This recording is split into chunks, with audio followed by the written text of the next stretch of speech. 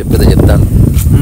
ఇప్పుడు love in relationship, love versus relationship, love in relationship అంటే మూడింటికి తేడా ఏంటి అంటే, ఇప్పుడు రిలేషన్షిప్లో లవ్ ఉంటే జనరల్గా ఎక్స్పెక్ట్ చేయకూడదు అనుకుంటాం.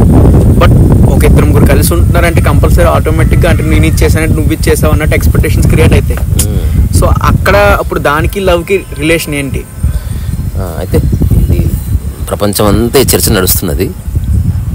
ఫస్ట్ ఆఫ్ ఆల్ ఎవరైనా అర్థం చేసుకోవాల్సింది, లవ్ అంటే ఏమనుకుంటున్నాడో పేపర్ మీద రాయమంటే ఆ తర్వాత మిగతాదంతా. ఆ పేపర్ మీద రాసింది అండ్ రిలేషన్షిప్, ఆ పేపర్ మీద రాసింది వర్సెస్ రిలేషన్షిప్, ఆ పేపర్ మీద రాసింది ఇన్ రిలేషన్షిప్ అనేది ఎస్టాబ్లిష్ అవుతుంది. రెండోది వాట్ ఈజ్ రిలేషన్షిప్ అనేది కూడా చెప్పాలి. ఈ రెండు పెదాల అర్థాలు తెలియకుండా మనం ఎట్లా జీవిస్తాం దాన్ని? ఇంపాసిబుల్ అది. ఇప్పుడు ప్రపంచం అంతా లవ్ అనేది ఏదైతే చెప్తున్నారో అది జస్ట్ నీడ్ అంతే, అంతకుమించి ఏమీ లేదు. ఇప్పుడు కంప్యూటర్ అవసరం ఉన్నవాడు కంప్యూటర్ తెచ్చుకున్నట్టు అమ్మాయి అవసరం ఉంది కానీ కాబట్టి అమ్మాయి ఒకటి కావాలి. కానీ కంప్యూటర్ వస్తువు కనుక కొనుక్కుంటే వస్తుంది. అమ్మాయి మనిషి కాబట్టి తనకు మనసు ఉంది కాబట్టి నువ్వు అనుకోగానే జరగదు అది. అందుకే యూ హ్యావ్ టు ప్రిపేర్. ఒక ప్రామిస్ అవసరమవుతుంది, ఒక ట్రస్ట్ అవసరమవుతుంది, ఒక వాగ్దానం అవసరమవుతుంది, నువ్వేదో చేయవలసిన చేష్ట అవసరమవుతుంది. వాటన్నిటి రిజల్ట్గా ఇప్పుడు కానీ నేను వస్తాను అనేది ఉంటుంది. ఇప్పుడు అంతెందుకు మనం కూడా ఏదన్నా కొనుక్కోవాలంటే ఆధార్ కార్డు చూపించాలి, అట్లా కొంత రూల్స్ పెట్టారనుకో, మనకంటూ కొంత పని ఉంటుంది. అందుకని ఈ పనులని చేయడం వల్ల అది నా లైఫ్లోకి వచ్చిందన్న ఒక చిన్న ఒక సాటిస్ఫాక్షన్ ఉండొచ్చు. Same same same. ఇప్పుడు రిలేషన్షిప్ అనే దాన్ని తెలుగులో ఏమనొచ్చు? బంధం. బంధం అంటే అటాచ్మెంట్. What is relationship? సంబంధం. అంటే they are related to each other అని. అంటే I relate to you, you relate to me, mutual. అది రిలేషన్షిప్ అనే వర్డ్ అనేది మ్యూచువల్ నుంచి పోయి ఒక కంక్లూజన్కి వచ్చిన మానసిక స్థితి. బేసికల్గా నువ్వు ఇలా ఉండు, నేను ఇలా ఉంటా అన్నది కంక్లూజన్కి వచ్చేసారు. అటు కాకుండా మూమెంట్ టు మూమెంట్ నువ్వు ఉన్న దానికి తగ్గట్టు నేనున్న దానికి తగ్గట్టు నువ్వు ఉన్నంతకాలం రిలేషన్షిప్ ఉండదు, ఓన్లీ రిలేటెడ్నెస్సే ఉంటుంది. ఇప్పుడు బస్సులో మనం ప్రయాణం చేస్తున్నప్పుడు రిలేషన్షిప్ ఏమి ఉండదు. ఒక డిమార్ట్లో జనాల మధ్య నడుస్తున్నప్పుడు రిలేషన్షిప్ ఏమి ఉండదు. అక్కడ ఉన్న రిలేటెడ్నెస్ ఉంటుంది.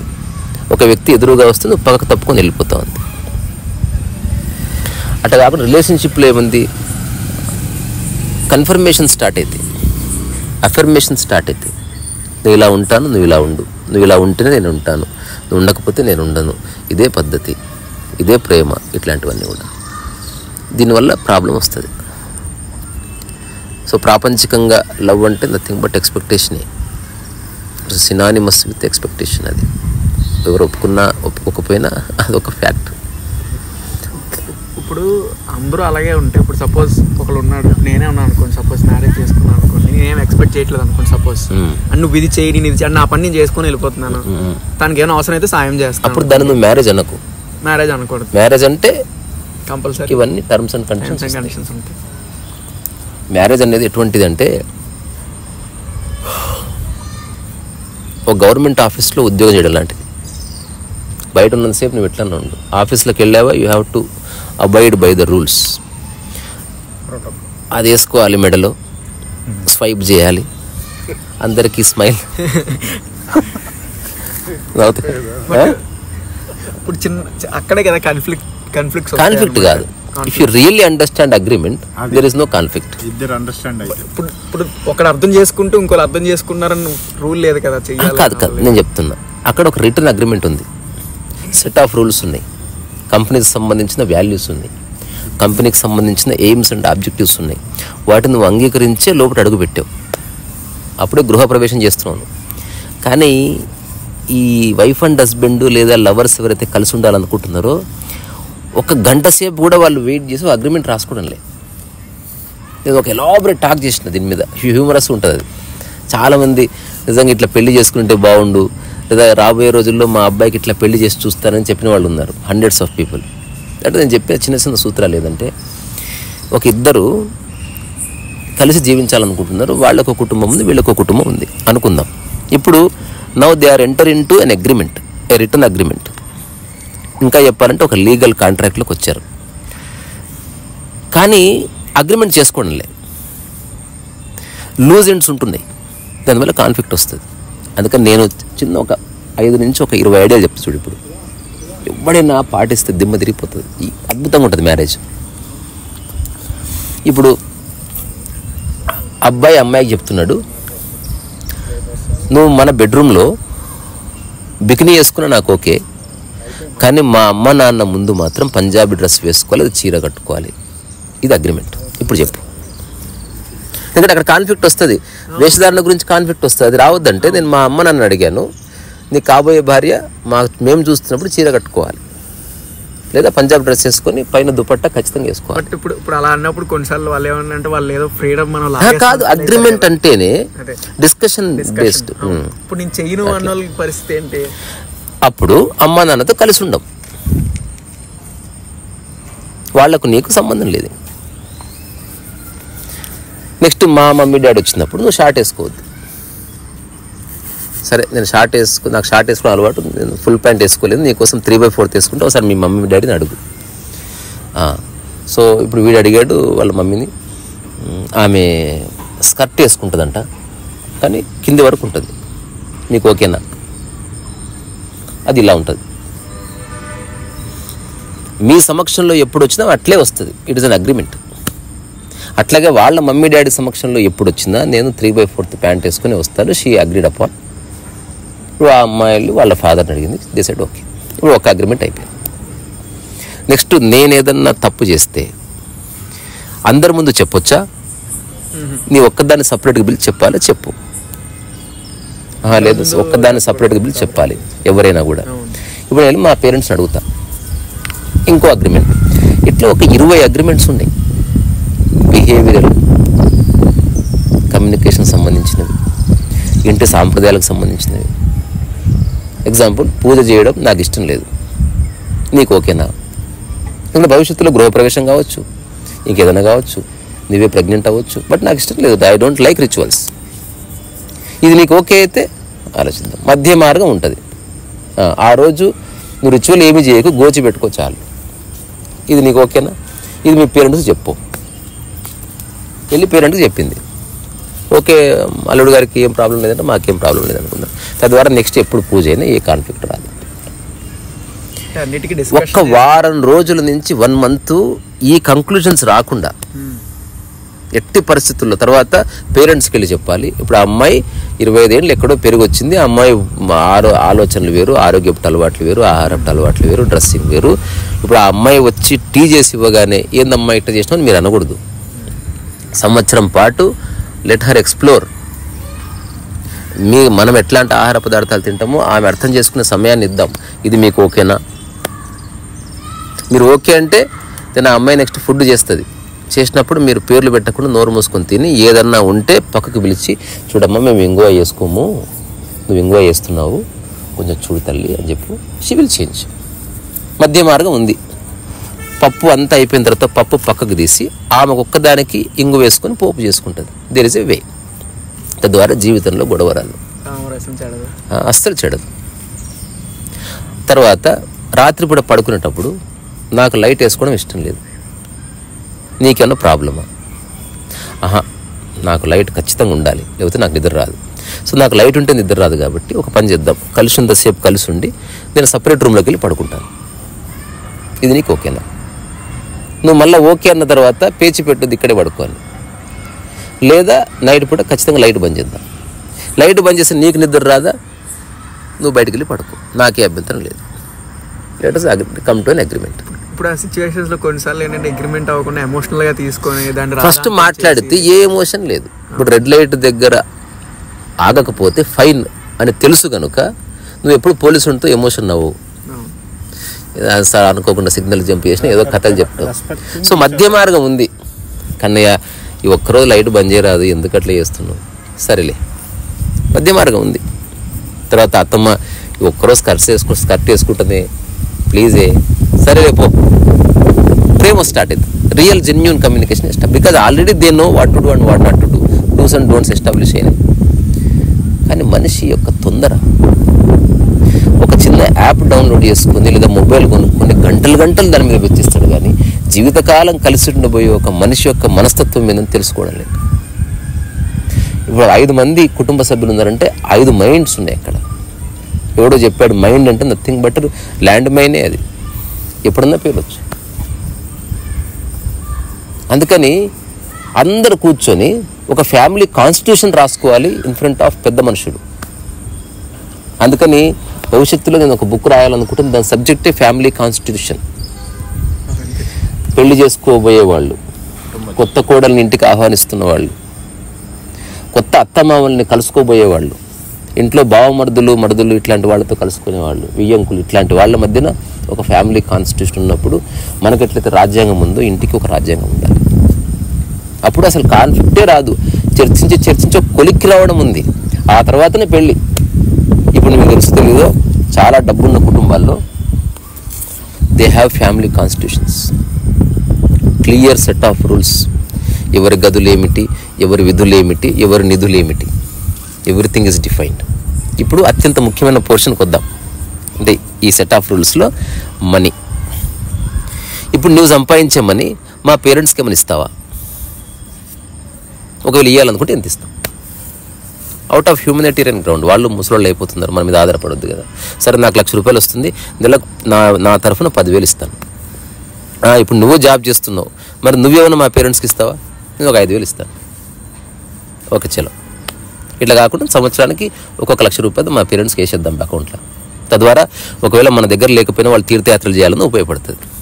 ఇప్పుడు పేరెంట్స్ దగ్గరికి వెళ్ళి ఇంటి ఖర్చులు ఇవన్నీ మేము చూసుకుంటాం, మీకు ఏం కావాలో మేము చూసుకుంటాం, అయినప్పటికీ సంవత్సరానికి మీ ఇద్దరికి ₹1,00,000 మా తరఫున ఇస్తున్నాం, ఇది మీకు ఓకేనా? ఇంకేమైనా ఎక్కువ కావాలా? ₹1,00,000 ఏం సరిపోతారా, చిన్నప్పటి అంత కష్టపడి చదివించిన ఇంతనారా అంటే, సరే నేను వెళ్ళి మళ్ళీ మాట్లాడుకొని వస్తాను మధ్య మార్గం. మీరు 2 లక్షలు అంటున్నారు, కుదరదు. ఇంకోటి ఇది జీవితకాలం కాబట్టి ఆలోచించి నిర్ణయం తీసుకున్నాను. ఆ తర్వాత నేను పర్సనల్గా సంపాదించే అమౌంట్లో నేను పర్సనల్గా ఎంత ఖర్చు పెట్టుకోవాలి, నాకు ఎంత లివరేజ్ ఉంది, నువ్వు ముందే చెప్పు.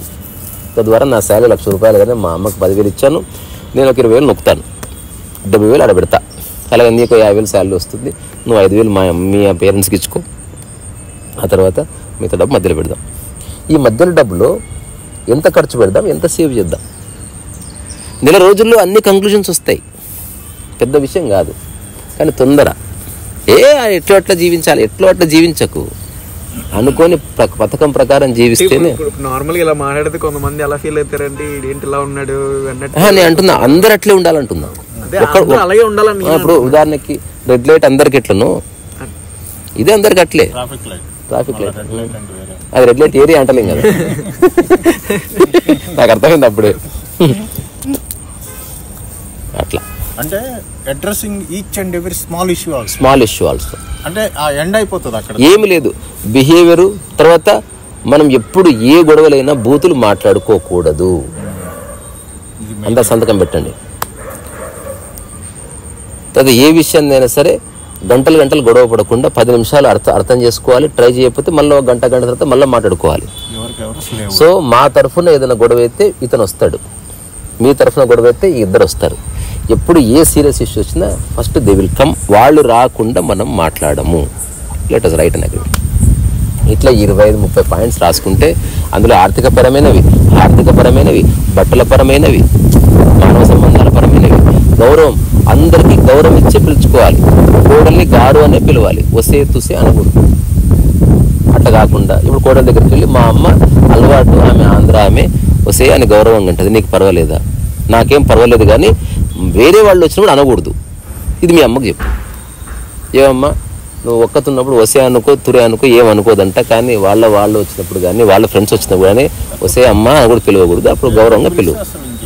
లేదా కోడలమ్మ అని పిలువు, లేదా బంగారు తల్లి అని పిలువు. ఇది ఓకేనా? ఇందులో ఏం కాన్ఫ్లిక్ట్ ఉంది? నేను చూసింది పెద్ద గొడవలు వీటి వల్ల అవుతున్నాయి. పెద్ద గొడవలు విడిపోయే కాడికి వస్తున్నారు. అందుకని జీవితాన్ని జీవించడం అంత సులువు ఇంకొకటి లేదు. కానీ కొంత సమయం ఇచ్చి, ఇప్పుడు నెల రోజులు కేటాయించి జీవితకాలం హాయిగా ఉండొచ్చు. అవసరం అనుకుంటే ఒక 2-3 ఏళ్ల తర్వాత కాన్స్టిట్యూషన్లో కొన్ని ఒడిదుడుకులు వచ్చేస్తాయి, ఉడంబడికలు కొత్త వస్తాయి, అమెండ్మెంట్స్ వస్తాయి. పిల్లలు ఒకవేళ వస్తే పిల్లలకి ఏమన్నా చేయాలని ఇప్పుడే అనుకుందాం. Everything could be discussed. ఇదే ఒక చిన్న కాన్స్టిట్యూషన్ బుక్ రాద్దామని నా ఆలోచన ఎప్పటి నుంచో. బోల్డ్ అనే ఐడియాస్ ఉన్నాయి. తర్వాత పెళ్ళికి ఎంత ఖర్చు పెట్టాలి, ఎవ్రీథింగ్. కట్నం ఇస్తున్నావు. సో ఇప్పుడు నేను ఒక పెద్దగా పెళ్లి చేశా. నేను ముందే చెప్పిన ఈ విధంగా మాట్లాడి అసలు కొంచెం కూడా ఒడిదుడుకు లేకుండా 3 రోజులు నడిపించిన నేను. అందరూ ఒప్పుకున్నారు కాబట్టి అసలు ఏ కాన్ఫ్లిక్ట్ లేదు. అందులో ఒకటేంది, కట్నము మామూలు చిన్న స్థాయి పెళ్ళి ఒక 7 లక్షలు 8 లక్షలు ఇస్తున్నారు. నేను అందరినీ కూర్చోబెట్టి ఏం చెప్పాను, ఫంక్షన్ హాల్ అట్లా ఇట్లా కాకుండా ఓ గుళ్ళో చేయండి, ఓ ₹1,00,000 పెళ్ళి అయిపోతుంది. ఈ మిగతా 7 లక్షలు ఏదైతే కట్నం ఇస్తున్నారో అది వాళ్ళకి జాయింట్ అకౌంట్ వేసి పెడితే అది ఇమ్మీడియట్గా వాళ్ళకి ఉపయోగపడుతుంది. అంతేగాని డబ్బులు ఉన్నాయి కదా అని 2 రోజులు జనాలకు తిండి పెట్టి మనం ఖర్చు పెట్టిస్తే నెక్స్ట్ వాళ్ళు సఫర్ అవుతారు. చీరలు కానీ, పంచెలు కానీ, టవాళ్ళు కానీ మొత్తం లిస్ట్ రాసి ముఖ్యమైన వాళ్ళు ఎవరు, సెకండ్ కేటగిరీ, థర్డ్ కేటగిరీ ఎవరు, అందరికీ ఒకటే డిజైన్, ఒకటే రంగు, అయిపోయింది బాత్ కథ. ఒకటే రంగు తెస్తే ఎట్లా అంటే ఒకటే రంగువి ఒక్కడికి ఇవ్వకూడదు, ఒకటే రంగువి రకబార ఇచ్చిన వాళ్ళందరూ ఇంటికి పోయి కట్టుకుంటారు అంతే. ఇందులో ఏముంది? అందుకే వెతికే పనే లేదు. ఆ తర్వాత నేను దిల్సుఖ్నగర్ పోయి 1500వి ఒక్క చీర సెలెక్ట్ చేసినాం, ₹1000 ఒక్క చీర సెలెక్ట్ చేసినాం. వాడికి ముందే చెప్పినాం. దాన్ని 2-3 ఆప్షన్స్ తీసుకుని ఇంటికి వెళ్ళి ఈ 1500 కేటగిరీలో ఈ 3 చీరలు ఒకటి సెలెక్ట్ చేయండి. Take 1 day time. They took 1 day time and they selected 1. వెళ్ళి 1500 చీరలు 20 మందికి తీసుకొచ్చేసాను. అందరూ ఒక చీర పంచుతున్నప్పుడు కూడా ఎవరెవరికి ఏది ఇవ్వాలనే గొడవ లేనే లేదు. అందరికి ఒకటే డిజైన్, అందరికి ఒకటే cost, no nuisance, no nonsense. ఇట్లా ప్రతి దాంట్లోనూ మనం ఇంటెలిజెన్స్ ప్రదర్శించవచ్చు. కానీ నువ్వు అన్నట్టుగా అందరు దానికి అంగీకరించాలి. ఎప్పుడైతే ఈ విషయం అందరికి అర్థమైందో, ఆనందంగా ఉండటం, మనం ఆనందంగా ఉండటం కోసమే మనం పెళ్ళిళ్ళు చేసుకుంటున్నాం, కొత్త కోడలను ఆహ్వానిస్తున్నది వాళ్ళు నిజంగా బాగుండటానికి అన్న స్పృహ కలిగినప్పుడు అందరూ అంగీకరిస్తారు. ఇప్పుడు పెళ్ళి ఎలా చేయాలన్న దాన్ని పూజారి చెప్పిన దానికి అంగీకరిస్తున్నప్పుడు అంతకంటే ఈజీ ఇది. అది ఎందుకు చేస్తున్నారో అవన్నీ తెలియదు, కొడుకలు ఎందుకో తెలియదు, ఇవన్నీ ఏం తెలియకపోయినా చేస్తున్నాం మనం మొక్కుబడిగా. ఇది మొక్కుబడి కాదు, నువ్వు కొంచెం చిన్న లైట్ తీసుకొస్తే సరిపోతుంది. సో అందులో చాలా ఉన్నాయి. రాత్రి 11 దాటిన తర్వాత లేట్ అయితే ఏంది, తర్వాత నీకున్న అలవాట్లు ఏంది, వారానికి ఓ పెగ్గేస్తావా, ఇప్పుడే చెప్పు. సరే నీకు ఆసక్తి లేదు కాబట్టి దీనికి మధ్య మార్గం ఏదైనా ఉందా, పోనీ ఇంటనే దావత పట్టు, నీ చేత్తోనే పోయి, ఇట్లేదో మధ్య మార్గం ఉండు. మెల్లమెల్ల వదిలేస్తాను కానీ ప్రస్తుతం అయితే కుదురుతాయి. మరి సినిమాలు ఏంది, కలిసిపోవడం ఇష్టమా చెప్తున్నా. అదే డిస్కస్ ఎవ్రీథింగ్. ఎందుకంటే వాళ్ళు ఎక్కడెక్కడో పెరిగి చోట కలుస్తున్నారు కాబట్టి ఆబ్వియస్గా డిఫరెన్స్ ఆఫ్ ఒపీనియన్స్ ఉంటాయి, రకరకాల టేస్ట్లు ఉంటాయి. అయితే మనం డిస్కస్ చేసిన టాపిక్కి దీనికి ఏ సంబంధం లేదు. సో లవ్ అండ్ రిలేషన్షిప్ అంటే first one should define what love is and what relationship is. And there is no love versus relationship, అట్లే ఉండదు. బికాస్ నీకు తెలిసినా తెలియకపోయినా ఉన్నదే రిలేషన్షిప్. మనుషులతో, చెట్లతో, నీ వస్తువులతో, స్నానం చేస్తున్నప్పుడు జగ్గుతో, every minute you are related to something. నువ్వు బయటికి వెళ్ళంటే చెప్పులతో సంబంధం. కానీ మనుషులకు వచ్చేసరికి ఆ మనుషులకు ఒక మనసు ఉంది కాబట్టి కాన్ఫ్లిక్ట్ వస్తుంది అంతే. ఆ కాన్ఫ్లిక్ట్ వస్తుంది, కాన్ఫ్లిక్ట్ ఆఫ్ ఇంట్రెస్ట్ వస్తుంది, తర్వాత అడమెంట్ వస్తుంది, అంటే మొండితనం వస్తుంది. నేనే ఎందుకు చేయాలి, నువ్వే ఎందుకు చేయాలి. అందుకని క్లియర్ డిస్టింక్షన్ ఒక్కసారి మాట్లాడిన తర్వాత అందరికి బైహార్ట్ అయిపోవాలి. అంటే ఇప్పుడు అంటే నేనైతే ప్రయత్నించాను ఇలాగా. బట్ ఏంటంటే చాలా మంది అంగీకరించట్లేదు అసలు ప్రయత్నించడానికి. పునాది అట్లే ఉంటుంది ఎప్పుడైనా. ఇప్పుడు ఏదైనా ఒక రిఫార్మేషను హఠాత్తుగా రాదు. ఒక వ్యక్తి కన్సిస్టెంట్గా నిలబడితే మెల్లమెల్లగా వింటారు, అట్లా అదర్వైజ్ వినరు. అందుకని నువ్వు అడిగిన 3 2 పదాలు ఉన్నాయి, లవ్ అండ్ రిలేషన్షిప్. అది డిఫైన్ చేస్తే చాలా బాగుంటుంది. నా దృష్టిలో రిలేషన్షిప్ అనేది బ్లండర్, రిలేటెడ్నెస్ అనేది చాలా valid. You relate respect everybody, నీ వాళ్ళు కానీ పరే వాళ్ళు కానీ.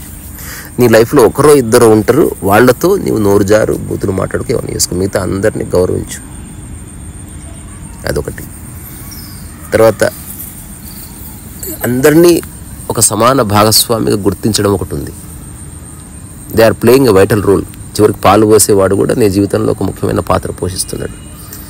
అందుకని ఎవరి పాత్రల్ని గుర్తించి ఆ పాత్రకు తగ్గ గౌరవాన్ని ఇచ్చేస్తే ప్రాబ్లం లేదు. చాలామందికి ఎక్కువ హర్ట్ అయ్యేది గౌరవానికి భంగం కలిగినప్పుడే, డీప్ రూటెడ్ హర్ట్ అవుతుంది. ఉదాహరణకి తల్లిదండ్రుల ముందు, అంటే ఒక అబ్బాయి తల్లిదండ్రుల ముందు ఒక అమ్మాయిని తిట్టాడు అనుకో, చాలా గాయపడతాడు. అంటే ఎవరి ముందో నన్ను అంటవా అని, అన్నందుకు కోపం లేదు, ఎవరి ముందో అంటవా అని. తర్వాత లవ్ అన్నది ప్రాపంచికంగా ఎక్స్పెక్టేషనే. మనకి చివరి మాట ఏంటంటే 3 రకాల ప్రేమలు ఉన్నాయి ప్రపంచంలో. ఒకటి ఫిజికల్ లవ్, రెండోది సైకలాజికల్ లవ్, మూడోది డివైన్ లవ్. డివైన్ లవ్ అనేది శరీరాలకు సంబంధం లేదు, వయసుకు సంబంధం లేదు. డివైన్ లవ్లో ఉన్న వాళ్ళు కలిసి ఉండాలన్న గ్యారంటీ లేదు. సైకలాజికల్ లవ్ క్రియేటివిటీకి సంబంధించింది. You are not just like the body, you also like her attitude, her art, her creativity, క్వాలిటీస్ని లైక్ చేసాం. అది ఎక్కువసేపు నిలబడుతుంది. కలిసి దూరం ఉన్న మధ్య మధ్యలో కలుసుకొని మళ్ళీ వెళ్ళిపోయినా పనిచేస్తుంది. ఫిజికల్ లవ్ అనేది వెరీ బ్రూటలింగ్. అది బాడీ బాగున్నంత వరకు ఇద్దరు కలిసే ఉంటారు. ఒక్కసారి బాడీ డిజాల్వ్ అవ్వడం మొదలైతే ఒకరి మీద కూడా ఇంట్రెస్ట్ పోతుంది. అందుకని ఓషో ఒకసారి అన్నాడు, భారతదేశంలో జరిగే 99% వివాహాలు శరీరాలకే జరుగుతాయి అన్నాడు. అందుకే ఎవరన్నా పెళ్లి పత్రిక కొట్టిస్తే ఈ ఇద్దరు శరీరాలకు వివాహం అయితే కొట్టిస్తే క్లారిటీ ఉంటుంది. మనసులకు వివాహం అనుకో, ఇప్పుడు నేను చెప్పింది చేయాలి. ఆత్మకు వివాహం అనుకో, వివాహం అక్కర్లేదు. ఎందుకంటే అది ఉన్నది యునైటెడ్ కాబట్టి అక్కర్లేదు. ఏదేమైనా ఇదంతా అనాలిసిస్. ఎంత చెప్పినా చివరికి ఆ ఆవేశంలో ఏదో ఒకటి చేస్తారు, దెబ్బలు తాకుతాయి, ఫాల్స్ ప్రామిసులు చేస్తారు, అబద్ధాలు చెప్తారు, అట్లా ఇట్లా ఒక చిన్న రొంపి తయారు చేసుకుంటారు. లైఫ్ అంతా దానికి గోడ గుద్దుకొని పరిచయం అయిపోతారు. ఎక్స్ప్లాయిటేషన్ ఉంటుంది. నేను చూసిన చాలా కుటుంబాల్లో ఈ తాగుడు మీద ఎక్కువ గొడవలు వచ్చాయి. అవును. అంటే నేను ఈరోజు రేపు నుంచి మానేస్తాను అంటాడు అనమాట. ఆయన తర్వాత రోజు మళ్ళీ వెళ్ళి అంటే ఏదైనా ప్రాబ్లం వచ్చినా, వర్క్లో ఏ విషయం వచ్చినా మళ్ళీ తాగేసి వస్తాడు అనమాట. నువ్వు చెప్పావు కదా అని చెప్పేసి మళ్ళీ గొడవ మొదలవుతుంది, కొట్టేసుకోవడం గట్ట అవుతుంది. అది చాలా పెద్దది అయిపోతుంది. అదే ఇవి అర్థం చేసుకోవాల్సిన విషయాలు. నిజంగా నేను అంటాను, జీవితకాలం ఒకరితో కలిసి ఉండాలన్నప్పుడు ఒక నెల రోజులు ఆలోచిస్తే తప్పేం లేదు. How to at least 80% of the problems will be solve. కొన్ని ఉంటాయి ఆ స్పర్ ఆఫ్ ద మూమెంట్లో వచ్చేవి, కొన్ని ఉంటాయి తెలిసి కూడా అవునవును మా పేరెంట్స్ ముందు తిట్టొద్దు అని అనుకున్నారు కాబట్టి వాడు సారీ చెప్పే అవకాశం ఉంది. అసలు ఆ డైమెన్షనే తెలియకపోతే బరాబర్ తిడతా కథం, జుట్లు బిక్కొని చచ్చిపోతుంది. నాకు తెలిసిన కపుల్, మంచి కపుల్, ఫస్ట్ పేరెంట్స్ వీళ్ళ పేరెంట్స్ వాళ్ళ పేరెంట్స్ మధ్య నలిగిపోయి మెల్లమెల్లగా అది సమస్య వాళ్ళు ఎక్కించుకొని అది హేటెడ్గా మారి, నేను ఊర్లో చూస్తుంటే రోడ్ల మీద జుట్లు పట్టుకొని కొట్టుకుంటారు వైఫ్ అండ్ హస్బెండ్. అట్లా చూసిన నేను సాక్షిగా. ఒకసారి పరిగెత్తుకొని వచ్చినాడు, అప్పటికి పెళ్ళయి ఒక పిల్లగాడు కూడా. అందరం బయట చూసిరా ఎట్లా కొరికింది చూడు అని చూపిస్తున్నాడు. నేను చూడక నువ్వు కొట్టలే అని చూపిస్తుంది ఆమె. అందరు అక్కడ నిలబడ్డ ఒక ఆమె ఇట్లా గిన్నెలో బియ్యం కడుగుతుంది. అట్లన్నా సరే అరే స్టవ్ గీరా అదే ఆమె పనిలా ఉంది. నా చిన్నప్పుడు మా తాతయ్య మా అమ్మమ్మని పరిగెట్టించి కొట్టాడు అనమాట. అంటే మా అమ్మమ్మ ఏమన్నా మా తాత తాగేసి వచ్చేటాడు అనమాట. తాగేసి మా అమ్మమ్మ ఏమో ఎందుకు ఏం అడిగింది కాదు, ఏమనంటే అనేది అనమాట, అనేది కొట్టిటాడు అనమాట. ఆ రోజుల్లో నడిచింది. ఇప్పుడైతే గృహహింస చెట్ట కింద తీసి బొక్కలేస్తారు. అంత అవేర్నెస్ లేదు కాబట్టి చెల్లిపోయింది అప్పుడు. రెండోది వాళ్ళకి ఏ జీవిత ఉద్దేశాలు లేదు, ఏదో బతికారు, ఆ యవ్వనం ఉన్నందుకు కొంత శృంగారం ఏదో, ఆ తర్వాత ఏం చేయాలో తెలియక అట్లా ముసలిగా చచ్చిపోయారు. అంత దే డోంట్ నో అసలు జీవితం ఎంత అమూల్య. అసలు ఏమీ చేయకుండా అట్లా ఊరికే కూర్చుంటారు. ఒక వీధంతా సాఫ్ చేసి, నాకుండే మామూనర్లో మేము ఇల్లు కట్టుకున్న తర్వాత ఆ వీధంతా తిట్టిన పూల మొక్క, ఇది ఈనాటిది కాదు, ఎప్పటి నుంచో ఉన్నది. ఇది ఏమో ఈ దురద కానీ చేయనీరండి. నేను అందరి ఇంట్లోకి వెళ్ళి అడిగితే, మా ఇంటి పక్కన నువ్వెందుకు నాటుతావు, ఆడు అరే ఈ వీధిని అందంగా మారుతాడు, అందంగా నీకేమొస్తుంది అంటే వాడు అడిగిన ప్రశ్నకి జవాబు లేదు నా దగ్గర, నాకేమి రాదు. లేకపోతే మా వీధి మా ఇంటి పక్కన మేము నాడుకుంటాం పో, మళ్ళీ నువ్వు నీళ్ళెవడు వస్తాడు, అదే మీ ఇంట్లో డ్రమ్ములు ఇస్తే మీ ఇంటికి మీకే పోస్తా అంటే ఇంకా అట్లేం లేదు, నువ్వు నాటితే నువ్వే పోసుకో. తర్వాత నేను ఈ సలహా ఇచ్చా ఒక 7 కుటుంబాలకి, ఇంటి అంచులకి ఒక 4 ఫీట్లు కూరగాయల మొక్కలు పెంచుదాం అంటే ఇప్పుడు ఎవరైనా ఎక్కువ తీసుకపోతే అంటే లెక్క ఎట్లా? ఒరే నాయన, నేను వసుదేక కుటుంబం గురించి మాట్లాడుతుంటే వాడు లఫుట్ విషయాలు మాట్లాడుతున్నాడు. నాకు అర్థమైంది, మా బ్రదర్తో చెప్పా, ఈ అమ్మ వద్దురా, ఈ దరిద్రతో వద్దు మనకు. ఇక్కడ ముందే చెప్పిండు ఒప్పుకోర్రా ఇవ్వడని. నేను ఏదో సినిమా హీరో లాగా మంచి ఆలోచన కదా ఎందుకు ఒప్పుకోరని. ఇంకా నేను ఏ ఉద్దేశంతో పోయినా వాళ్ళు వీధికి ఒప్పుకుంటే అందరి మిద్దరి టెర్రస్ గార్డెన్ కూడా ఏర్పాటు చేసి ఒక మోడల్ కాలనీగా మారుద్దామని పోతే అసలు ఒక్కొక్కడు ఎంత రూడ్గా బిహేవ్ చేస్తున్నారు, అసలు కేర్ కూడా చేస్తలేరు, ఐడియాలకు వాల్యూ ఇస్తలేరు. అందరూ నీకేం వస్తుంది, ఏదో మంచి ఉద్యోగం చేసుకోరా, అదే నువ్వు చెట్టు నాటితే ఏమొస్తా.